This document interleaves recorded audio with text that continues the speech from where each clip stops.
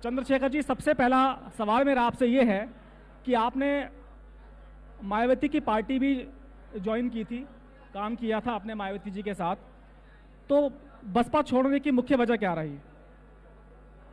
देखिए, मैं गुजारिश करूंगा सभी लोग शांत रहें, आज़ाद भाई का वक्तव्य सुने। वो मान्यवर काशी राम जी द्वारा आंदोलन है जी।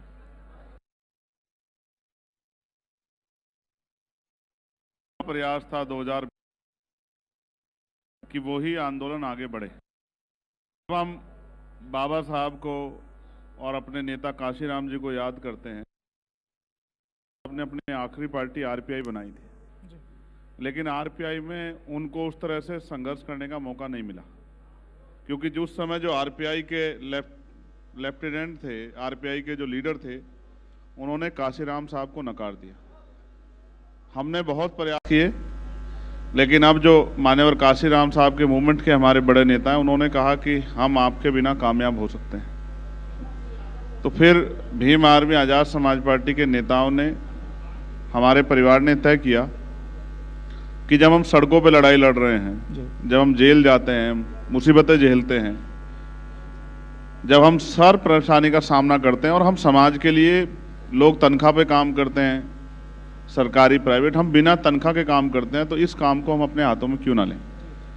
क्योंकि इसके पीछे भी बाबा साहब अम्बेडकर की लाइन थी कि राजनीति में हिस्सेदारी ना करने का सबसे बड़ा दंड ये होगा कि योग्य लोग आपके ऊपर शासन करेंगे। आज प्रदेश और देश को आप देखोगे तो आपको लगेगा कि अगर योग्य लोग शासन कर रहे,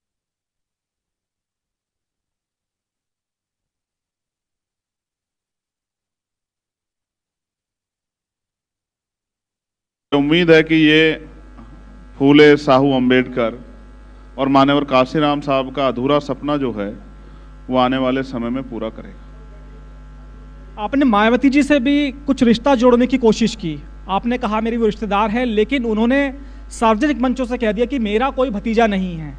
तो क्या मायावती जी को लग गया था कि जो व्यक्ति एक दलित पॉलिटिक्स के रूप में उभर रहा है वो एक दिन दरख्त बन जाएगा, इसलिए उसे दरख्त बनने से पहले ही खत्म कर दो? नहीं, मैं ऐसा नहीं मानता हूँ। वो हमारी बड़ी हैं और हमारी नेता भी हैं, और मैं तो आपके मंच से उनके दीर्घायु होने की कामना करता हूँ। वो स्वस्थ रहें और उनका आशीर्वाद हम पे बना रहे। हम हिस्ट्री जब पढ़ते हैं, अभी पार्लियामेंट में भी चर्चा हुई, एकलव्य के किस्से पे चर्चा हुई। एकलव्य द्रोणाचार्य के पास गए कि मैं आपका शिष्य बनना चाहता हूँ, और द्रोणाचार्य जी ने कहा कि मैं तुम्हें शिष्य नहीं बनाना चाहता। तो एकलव्य ने अपना काम नहीं छोड़ा। एकलव्य ने द्रोणाचार्य जी की मूर्ति बना के उसके सामने ही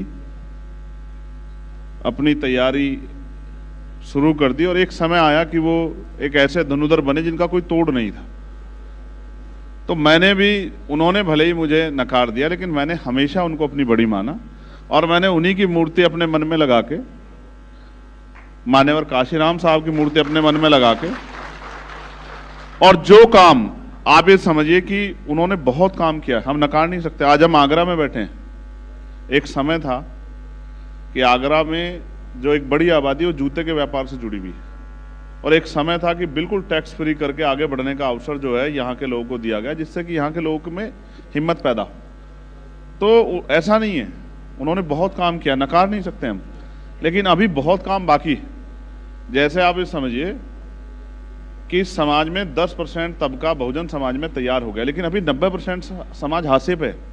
और मेरी और मेरे जैसे लाखों लोगों की जिम्मेदारी है कि वो अपना तन मन धन, अपना शरीर और अपना जीवन बलिदान करके अपने महापुरुष सीख लेके इस आंदोलन को कामयाब करें कि ये देश समता मूलक समाज बने, ये देश समता, समानता, बंधुत्व, भाईचारे का देश बने, ये देश सम्राट अशोक और बुद्ध के सपनों का देश बने। वो तभी संभव है जब बहुत सारे लोग ईमानदारी से काम करें, और मैं कोशिश कर रहा हूं।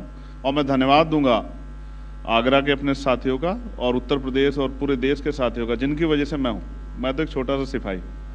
जैसे आपके यहाँ भी जो कैमरे का काम कर रहे हैं वो दिखते थोड़ा ही है, लेकिन उनका भी योगदान है।